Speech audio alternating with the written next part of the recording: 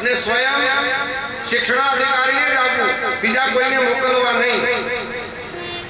આ પત્ર પાછો ઓફિસમાં ગયો. ઓફિસમાં પૂછપરછ થઈ. આગળ જે અધિકારી ગયા હતા એમને બોલાવ્યા છે કે ભાઈ આ વારે વારે પત્ર આવે છે, શું છે બધું આ, તમે ગયા કે નહીં? ત્યારે અધિકારી કહે છે, સાહેબ ખરેખર આ ગામના લોકો ખોટો વિરોધ કરે છે. અમે બે વખત જઈ આવ્યા. તમે છોકરાઓના સંસ્કાર જુઓ, શિક્ષકના સંસ્કાર જુઓ, ખોટા હેરાન કરતા હોય એવું લાગે છે. ત્યારે આ વખતે શિક્ષણાધિકારી નક્કી કર્યું કે હું ખુદ જઈશ. અને જે દિવસે પૂનમ હતી એ દિવસે સવારે 10 વાગ્યાની ટ્રેન મનસુખરામ માસ્તરને ડાકોર જવા માટેનો સમય થયો. એક માણસને રેલવે સ્ટેશન પર બેસાડ્યો છે કે આ માસ્તર જાય છે કે નહીં એ તું ધ્યાન રાખજે. બરોબર ટ્રેનના ટાઈમે જઈ મનસુખરામ માસ્તર ટ્રેનમાં બેઠા છે. પેલાએ જોયું કે હા માસ્તર ગયા. માસ્તર ગયા, બીજી ટ્રેન આવી, એમાં આ શિક્ષણાધિકારી ઉતર્યા છે. એમનું આદર સન્માન કરી એમને ગામમાં લાવ્યા છે. ગામમાં લાવી અને વિગત સમજાવી કે આવું થાય છે, ભગતનો શિક્ષક છે, ભણાવતો નથી, અમારા છોકરા આખો દિવસ રખડતા હોય છે. ત્યારે આ વાત મનસુખરામ માસ્તરના પત્ની ઉજમભાઈને ખબર પડી છે કે ગામ લોકો મારા પતિને હેરાન કરવા માંગે છે. એમને એવો નિયમ છે કે પૂનમના દિવસે ડાકોર દર્શન કરવા જવું.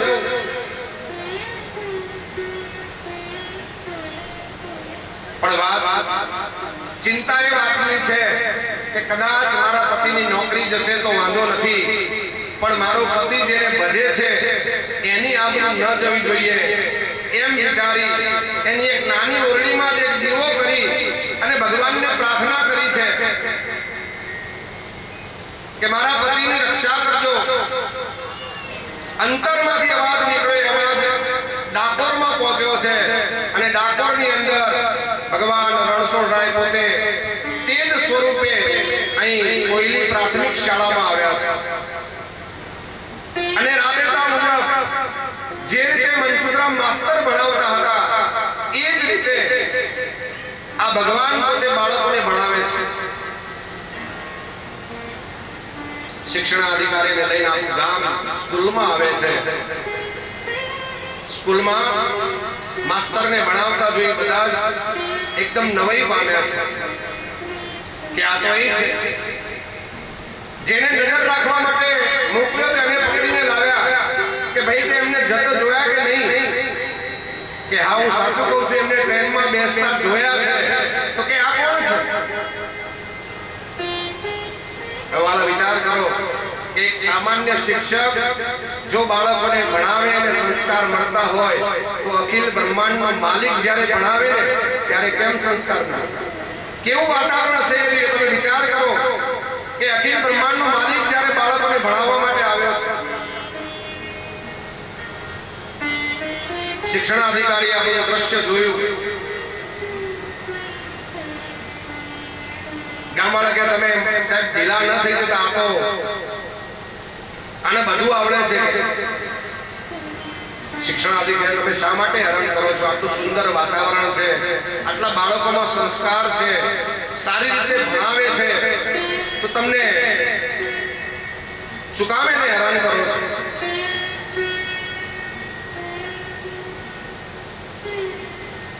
અમે ઘણી જગ્યાએ સ્કૂલોમાં જઈએ ને, બાળકોને પ્રશ્નો પૂછીએ ને તો બાળકો જવાબ પણ આપી શકતા નથી.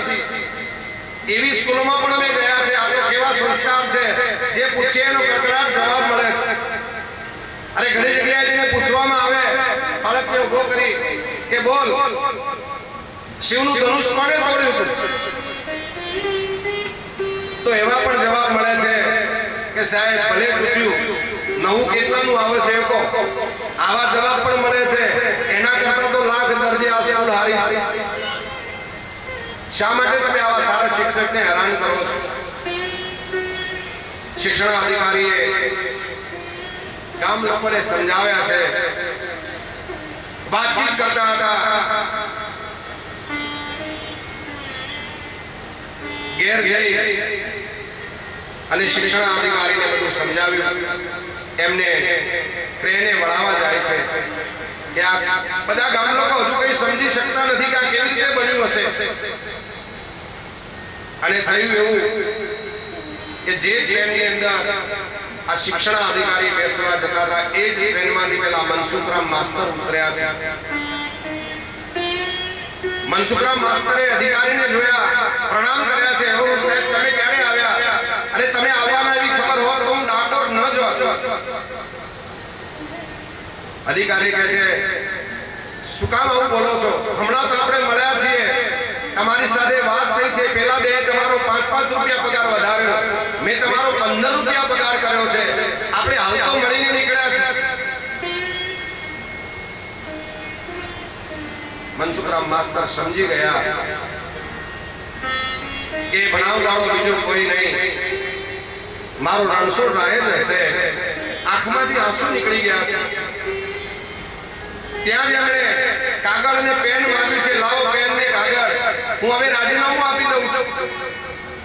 મારે હવે નોકરી કરવી નથી, કારણ કે જે ને હું ભજું છું એ જો મારા માટે કામ કરી જતો હોય તો મારે એવી મજૂરી એના પાસે કરાવી નથી. મારે હવે માત્ર ને માત્ર એની ભક્તિ કરવી છે. ગામ લોકોએ સમજાવ્યા, અધિકારીએ સમજાવ્યા, પણ મનસુખરામ માસ્ટર રાજીનામું આપી દીધું છે. તો વાલા ભક્તો, મારો કહેવાનો તાત્પર્ય એ છે કે તમે અંતરમાંથી તમારો અવાજ નીકળે ને તો ભગવાન અવશ્ય સાંભળે છે, એમાં કોઈ શંકા નથી. અને તમારે ભગવાનને જોવા હોય તો ચતુર્ભુજ હાથવાળા ભગવાન જોવા નહીં મળે. તમારે ભગવાનને જોવા હોય તો તમારા દુઃખના સમયમાં કોઈ કામમાં આવે તો સમજી લેવું કે મારા માટે ભગવાન છે. તમે કોઈ વેપાર ધંધો કરતા હોય અને સવારે દુકાન ખોલી દીવાબત્તી કરી અને ભગવાનને પ્રાર્થના કરો છો કે સારો ગ્રાહક મોકલજે, તો ભગવાન ખુદ લેવા આવે છે. પણ વાલા ભક્તો, તમારા ત્યાં જે ગ્રાહક આવે ને એ પણ તમારું ભગવાન જ છે. એટલે કહ્યું છે કે તમારા કામમાં જે આવે એ તમારું ભગવાન. બાકી તમે પદ્મ ગદા મનવાળા લઈને જે શોધતા ભગવાનને શોધવા જશો ને તો ભગવાન નહીં મળે. તો ભગવાન મહાદેવજી અંતરમાંથી અવાજ કર્યો છે, ભગવાને ઘોડિયામાં સાંભળ્યો છે, ભગવાન રડે છે. ગોપી આવીને કહે છે કે બાબા તમે નજર ઉતારો છો? તો કે હા, હું નજર ઉતારવામાં તો ગોલ્ડ મેડાલિસ્ટ છું. તો કે કેવી રીતે? ત્યારે ભગવાન કહે છે કે હું જેની નજર ઉતારું ને એને જીવનમાં બીજા કોઈની નજર લાગવા દેતો નથી. અને ભાઈ, સમય માટે સાવધાન. સમય બધાનો આવે. છેવટે લાલાને સફેદ કપડામાં વીંટીને બહાર લાવ્યા છે. બહાર લાવ્યા પછી યોગી અને યોગેશ્વરની નજર મળી છે અને યોગેશ્વર બંધ થયા અને યોગી રડવા લાગ્યા છે. બાબાને રડતા જોઈ જશોદાજીને કહ્યું કે બાબા તો ચમત્કાર છે, મારો લાલો બંધ થયો ને પોતે રડવા લાગ્યા છે.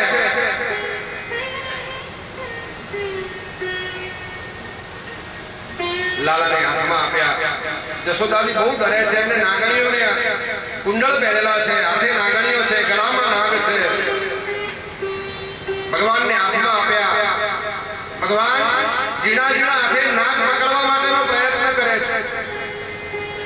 જશોદાજીને બહુ ચિંતા થાય છે કે આ નાગ કરડશે તો. ત્યારે બાબાએ કીધું કે મૈયા ડરશો નહીં, આ ભલે અત્યારે નાગ પકડવાનો પ્રયત્ન કરે પણ સમય આવશે ને ત્યારે મોટામાં મોટા નાગને નાથશે પણ ખરો. આમ ભગવાન યોગેશ્વરના દર્શન કરી અને એ કથા બતાવી છે.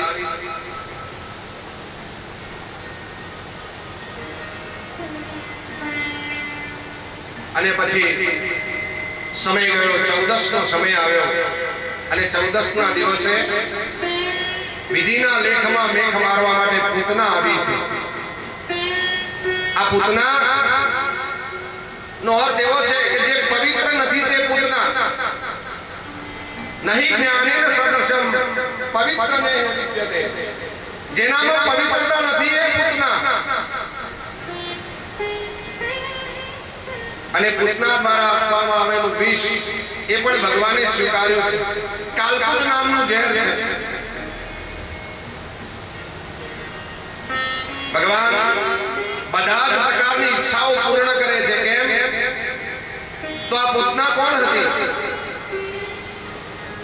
તો કે છે બલિરાજાની પુત્રી રત્નમાલા હતી. પહેલા જન્મમાં એ બલિરાજાની પુત્રી હતી રત્નમાલા નામે.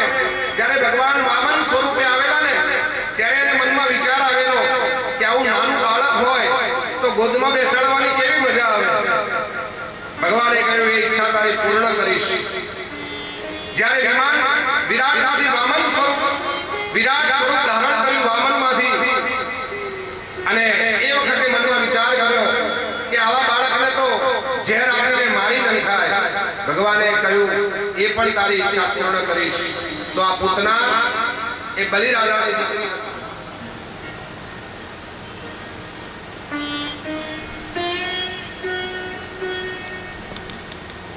ભગવાને એની ઈચ્છા સંપન્ન કરવા માટે ઝેર પીધું છે. પોતે કાલકૂટ નામનું ઝેર લઈને આવેલી છે. મય દુઃખ તો હતું જ નહીં. જ્યારે એનો પ્રાણ ખેંચાયો ત્યારે આકાશમાં આવીને મૂળ સ્વરૂપમાં આવી છે અને બૂમો પાડે છે, મને છોડી દે, મને છોડી દે. ત્યારે ભગવાન કહે છે પૂતના, તું મારી પાસે આવી છે, હું તારી પાસે નથી આવ્યો. અને જે મારી પાસે આવે છે ને એને હું જીવનભર છોડતો નથી. અને પૂતનાનો ત્યાં ઉદ્ધાર કર્યો છે. મહાકાય શરીર ઉપર ભગવાન રમી રહ્યા છે. ઘેર યશોદાજીને ખબર પડી, તરત જ બધાને લઈ દોડતા આવી ભગવાનને લઈ લીધા. સ્નાન કરાવ્યું છે, ગૌમૂત્રથી સ્નાન કરાવ્યું, ગાયના પૂંછડાથી એમના માથા ઉપર 7 વખત પ્રદક્ષિણા કરાવી છે.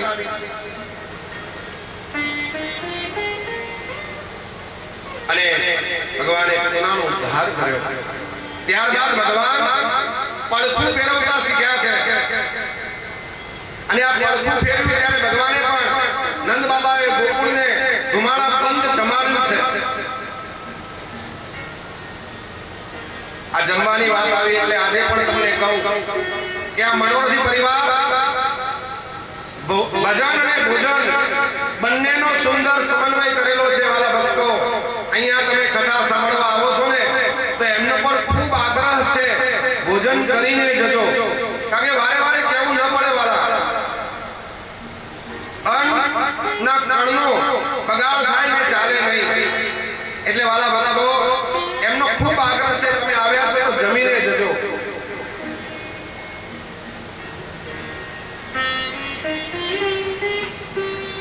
અહીંયા ભગવાને પૂતનાનો ઉદ્ધાર કર્યો છે. ત્યારબાદ ભગવાન પડખું ફેરવતા શીખ્યા. નંદ બાબાએ આખું ગોકુળ જમાડ્યું છે. બ્રાહ્મણોએ ભગવાનના નાના એવા સુંદર સ્વરૂપની સ્તુતિ કરી છે. આપણે પણ ભગવાનના નાના એવા સ્વરૂપની સ્તુતિ અને કીર્તન દ્વારા આપણે પણ ભગવાનના નામનો થોડો મહિમા જાણીએ અને ઊભા થઈ અને ભગવાનનું નામ સ્મરણ કીર્તન કરીએ, જેથી કરીને આપણને આગળની કથા સાંભળવામાં પણ રસ પડે. બોલો શ્રી દ્વારિકા.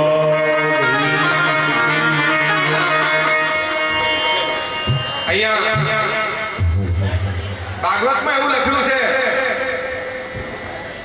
કે જ્યારે આવા શ્રીમતો તો 84 લાખ ફેરા ટળી જાય, પણ 4 દિવસથી જોઈએ છે કે બહેનો ચક્કર લગાવે છે. લગભગ પુરુષોને એ ફેરા ટાળવા નથી. તો પુરુષોને પણ ઈચ્છા થાય ને તો એકાદ ચક્કર મારી દેવો તો 84 લાખ ફેરામાંથી પણ મુક્તિ મળશે વાલા.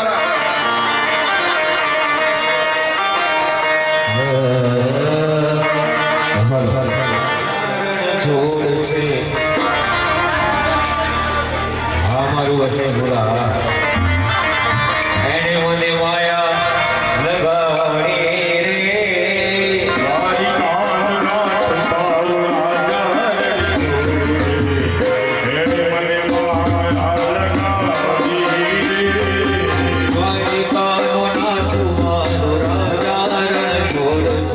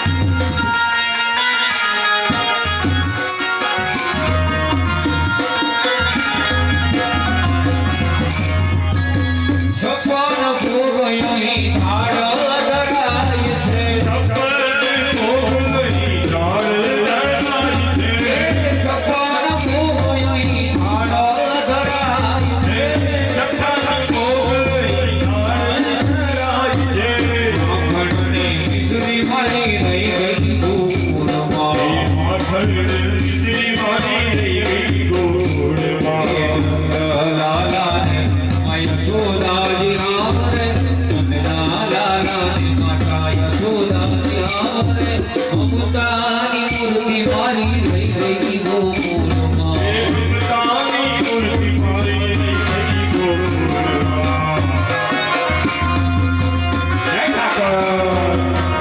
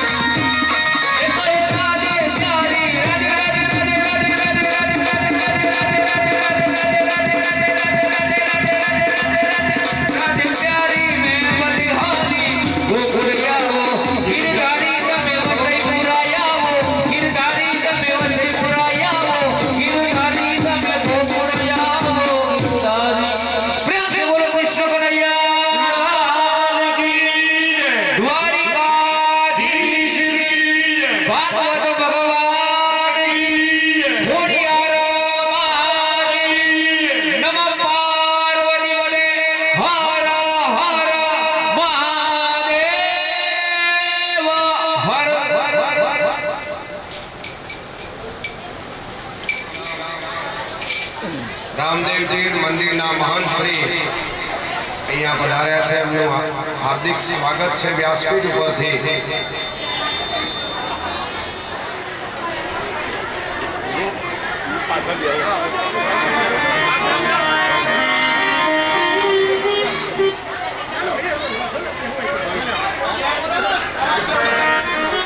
બોલો શ્રી ભાગવત ભગવાન. અહીંયા દાંત કરોડી ગામથી રામદેવ પરથી ખૂબ હાર્દિક સ્વાગત છે. અને મારા ભક્તો અહીંયા દાંત કરોડીના ભાવિક ભક્તો પણ પધાર્યા છે. અને મને ખરેખર દાંત કરોડી ગામના ભક્તોને જોઈને ખૂબ જ આનંદ આવે. આજે આ કથા કરવાની જો હિંમત મળી હોય ને તો એ મને દાંત કરોડી ગામથી મળી છે.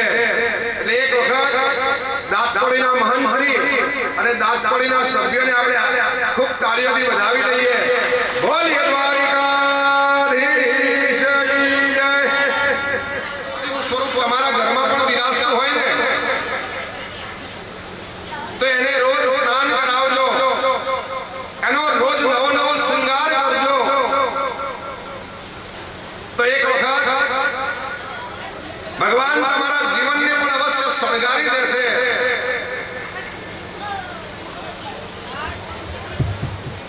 ત્યારબાદ એક વખતે કંસનો મોકલેલો એક અસુર શક્તાસુર આવે છે. આ શક્તાસુરનો પણ ભગવાને ઉદ્ધાર કર્યો છે. શક્તાસુર એટલે બળદગાડું, શક્તાસુર એટલે ભોગ વૃત્તિ. ભગવાન એનો ઉદ્ધાર કરી સમજાવે છે કે અમુક સમય થાય, અમુક ઉંમર થાય એટલે ભોગ છોડી દેવા જોઈએ. ત્યારબાદ કંસે મોકલેલો બીજો એક રાક્ષસ ઋણાવ્રત જે વટોળિયાનું રૂપ લઈને આવે છે.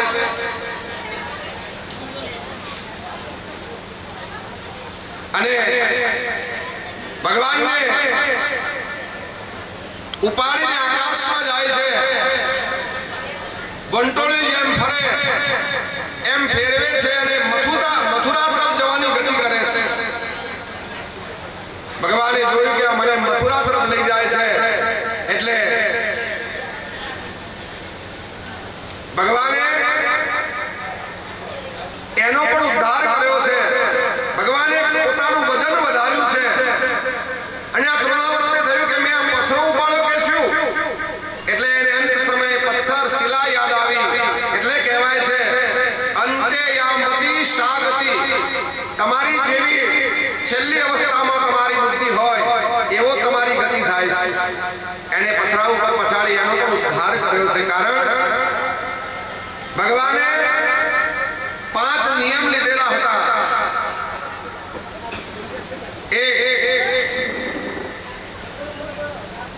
કે હું જ્યાં સુધી 11 વર્ષનો ન થઉં ત્યાં સુધી મથુરામાં નહીં જાઉં. 2 હું સેવેલા વસ્ત્રો કદાપી નહીં પહેરું. 3જો નિયમ હું માથાના વાળ પણ નહીં ઉતારું. 4થો નિયમ હું ગોકુળની અંદર જેટલા રાક્ષસોને મારીશ હું હથિયાર ધારણ નહીં કરું. અને 5મો નિયમ લીધેલો કે હું પગરખાર નહીં પહેરું. મારી ગાયો જે ઉગાડા ભલે ફરતી હોય કે હું કેમ ના પગરખાર પહેરું. આવા 5 નિયમ ભગવાને રાખ્યા હતા. વાલા ભક્તો વિચાર કરો, ભગવાન જેવા ભગવાન જો 5 નિયમ લાગતા હોય તો આપણે તો મનુષ્ય છીએ. કઈક નિયમ રાખજો વાલા ભક્તો.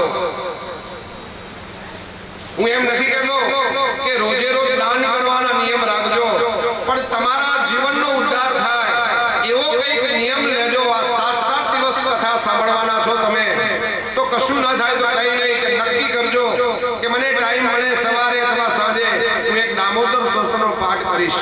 આવો નિયમ લેજો વાલા. કારણ જો જીવનમાં નિયમ નહીં હોય તો તમારું જીવન બ્રેક વગરની ગાડી જેવું થઈ જશે. ગમે ત્યાં ભટકાઈ જશે, કોઈ નક્કી નહીં. તો ભગવાન જેવા ભગવાન જો નિયમ રાખતા હોય તો આપણે શું વાંધો છે? આ તૃણાવતનો ઉદ્ધાર કર્યો.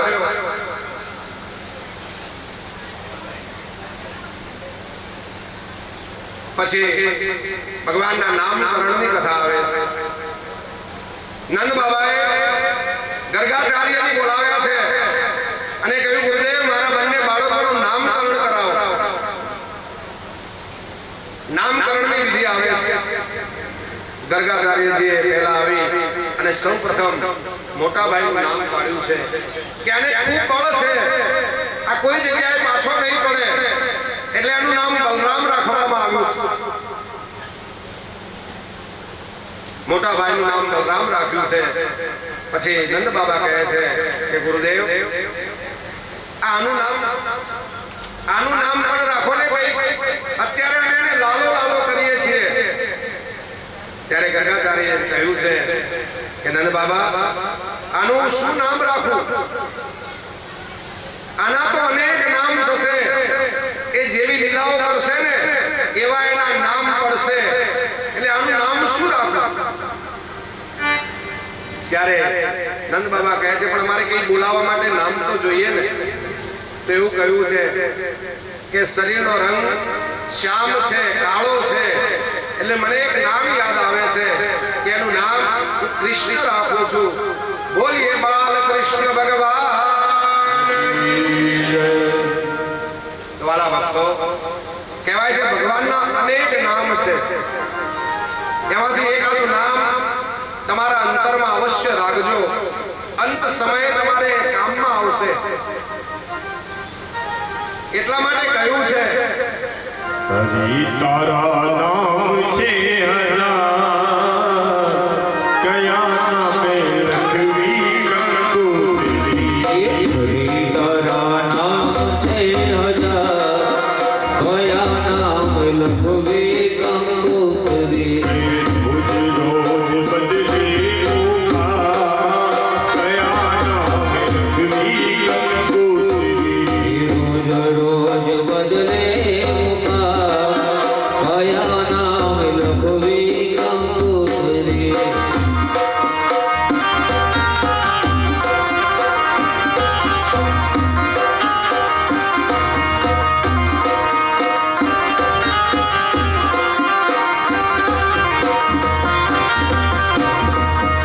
કોઈ તને રામ કહે, કોઈ રાધે શ્યામ કહે.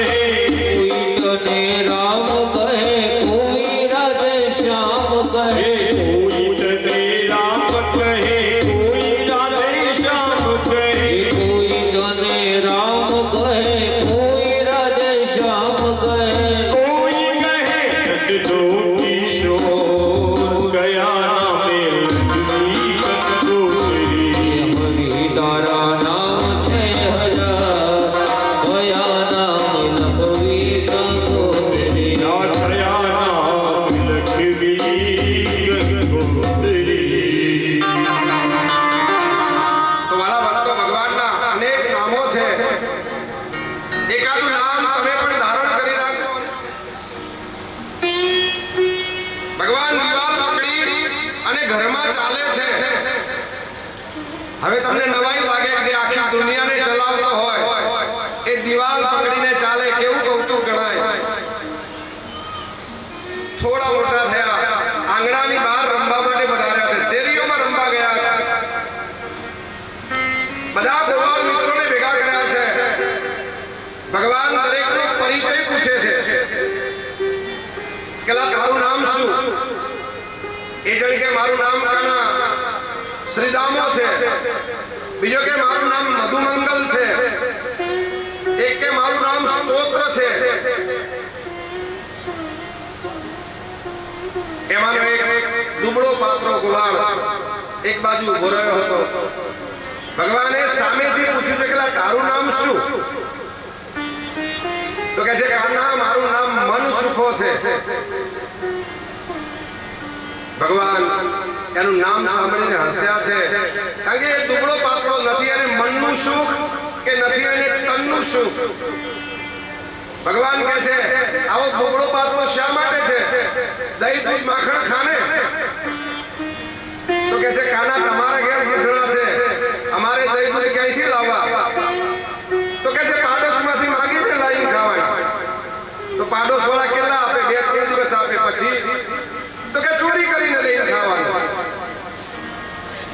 મનસુખે કાના તારી વાત સાચી, ચોરી કરવા જાઉં અને ગોપીના ઘેર ચોરી કરવા જઈને પકડાઈ જાઉં, મારું શરીર પ્રમાણે જો મને ગળદો મારે તો મારું તો અચ્યુતમ કેશવ ત્યાસ થઈ જાય.